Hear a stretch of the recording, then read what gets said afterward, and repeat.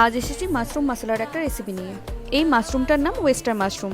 এটা প্রথমে আমি ভালো করে কেটে নিয়ে ভালো জলে ধুয়ে নিলাম। এবার একটু গরম জলে নুন দিয়ে এই মাশরুমগুলো দিয়ে ভালো করে ফুটিয়ে নিলাম।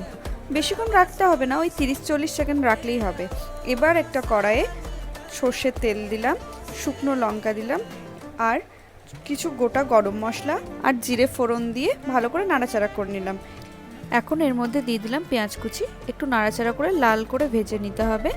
এবার এর মধ্যে আমি কাশ্মীরি লঙ্কার গুঁড়ো, হলুদ গুঁড়ো আর আদা রসুন শুকনো লঙ্কা পেস্ট করে রেখেছিলাম সেটা দিয়ে দিলাম।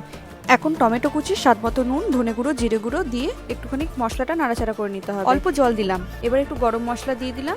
আগে থেকে বয়েল করে রাখা মাশরুমটা এবার অ্যাড করে দিতে হবে। ভালো করে নাড়াচাড়া করে কষিয়ে নিন। রান্নাটা হয়ে গেলে উপর থেকে একটুখানি ধনেপাতা কুচি অ্যাড করে নিন। এই মাশরুম মশলার রেসিপিটা কিন্তু আপনি রুটির সাথে সার্ভ করতে পারেন, খুব ভালো লাগে খেতে।